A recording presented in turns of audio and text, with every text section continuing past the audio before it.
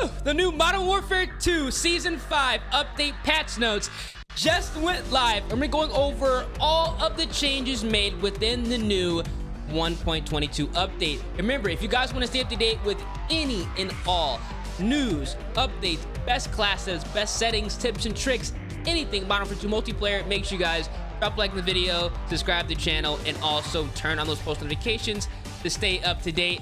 I got you guys covered, man. Let me know down in the comment section at the end of the video, what are your opinions on the patch notes, and if you guys think it's making a positive or a negative influence to multiplayer. Now, we're gonna be going over the weapon balance specifically because that's what I feel is most important. But as you guys can see here, they are showcasing all of the new operators and some of the additional content coming within Season 5. We have this Battle Buddy system here, which is incredibly weird, yet cool at the same time. So again, let me know down in the comment section if you are gonna be utilizing this. I'm not too sure if I'm going to. It's just a little bit too out the box for me. Now, again, we have operators Oz here looking pretty legit. We have my man Graves here. You guys know he is an OG from the multiplayer campaign experience. We have Mila here, which honestly, I was thinking she was going to be the quote unquote badass operator this season, but I really don't think so. We do have Velikan, which looks amazing. And we are going to have an event here, Task Force 141 versus Shadow Company, which I think is actually pretty cool. So stay up to date for that. Now, here are some of the kind of special guest operators this season. We have Snoop Dogg, which is available right now. As soon as you finish downloading the update, you can go ahead and have access to him. We have Nicki Minaj, which is pretty interesting here. She's coming to Modern Warfare 2. So again, let me know down in the comment section what you guys think about her. And obviously, we're going to have 21 Savage coming in at a later date, probably during the mid-season update.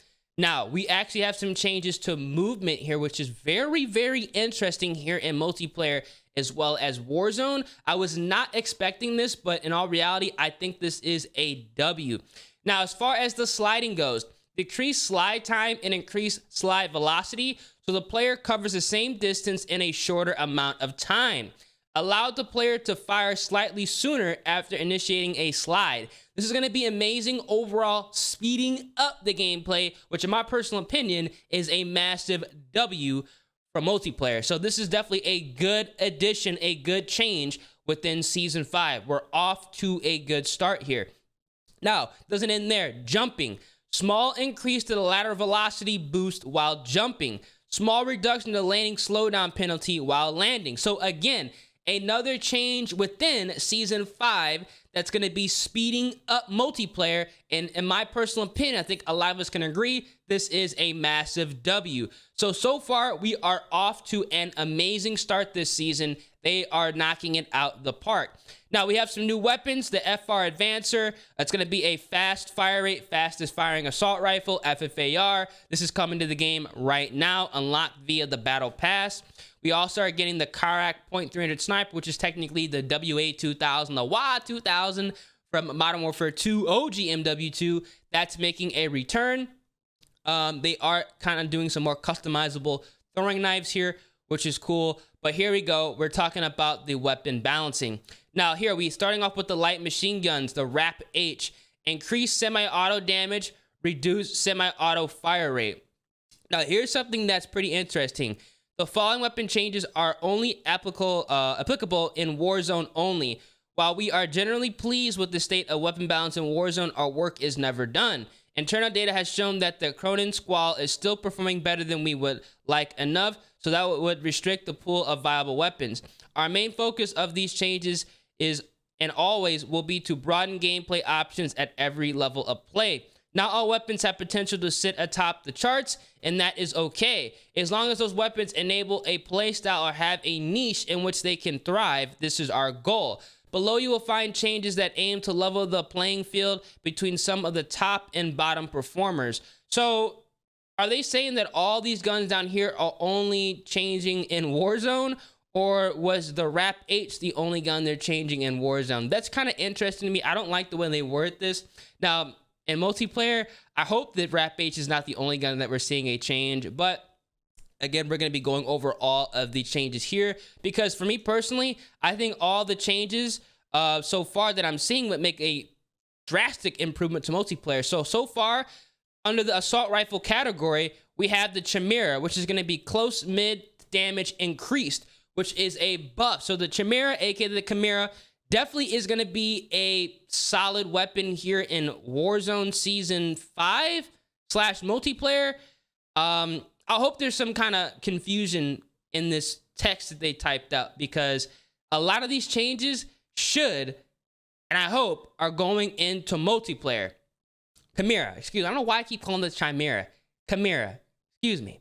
Now, we have the M13B headshot multiplier increased. So they went ahead and buffed the M13B. So that's definitely a good change for this assault rifle. Again, I feel like this would be an amazing change in multiplayer as well because the M13B is a solid AR. They buffed it numerous times, but I still want it to be able to compete and well, not really outclass, you guys know what I mean, be able to outgun M4, TAC-56, and ISO Hemlock users more consistently, especially over range.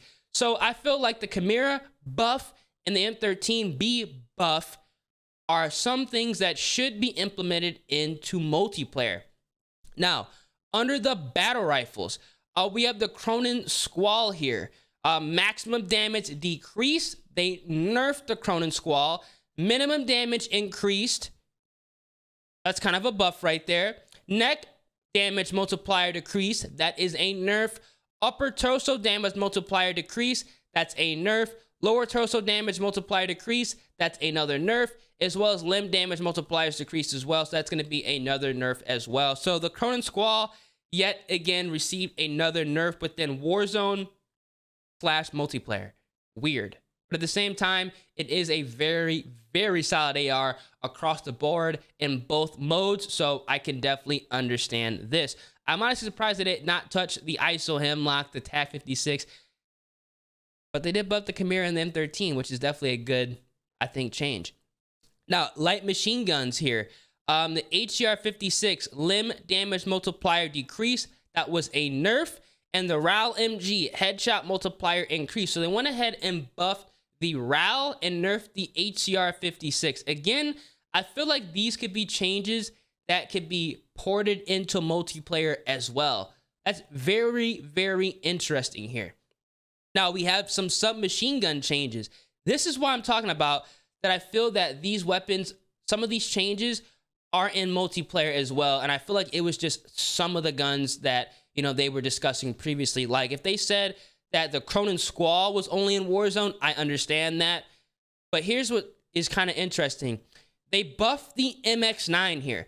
Close mid damage increased, neck multiplier increased, upper torso multiplier increased, lower torso multiplier increased. So the MX9 received a massive buff. Again, this is something that can happen here in multiplayer, and I really do hope it is happening here in multiplayer as well.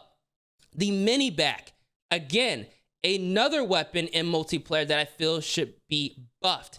Damage step added at mid-far range, minimum damage decreased, headshot multiplier increased. Again, overall a buff for the mini back. It's not a bad submachine gun, but it still needs that additional help to compete against the Lockman sub and the Vaznev 9K. Now, speaking of the Lockman sub, maximum damage range decreased, close mid damage range decreased. So they nerfed the Lockman sub here. Again, it kind of makes sense in multiplayer because that weapon is top meta.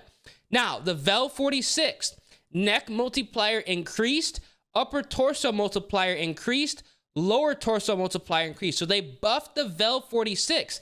Again, another weapon here in multiplayer that definitely deserved a buff. And then right here we have the Bass, even the Bass P. Maximum damage range increased, neck multiplier increased, upper torso multiplier increased, and lower torso increased. Another massive buff for the Bass P. And again, I do feel that this weapon does deserve another buff. It got buffed a bunch of times previously. Again, I'm not saying the weapon is bad right now, but it definitely would benefit from an additional help. So I'm really happy they went ahead and did this. And then finally, the Fennec 45, maximum damage increase. So they went ahead and buffed the Fennec. They nerfed the Fennec a couple seasons ago, and they kind of made it, it's still a very good weapon. It's a fastest firing submachine gun. It melts. But at the same time, if they were to buff it, I feel like it'd still be on par with the Lockman sub as well as the Vaznev 9K. I'm actually surprised it did not touch the Vaznev 9K, the TAC, or the ISO, or the Kastov 762 at all this update. That is huge in my personal opinion. Lastly, we are aware of concerns surrounding the Signal 50 in Warzone. While our data does not suggest the Signal 50 is out of the normal range performance, experimental impact for players is equally important to us.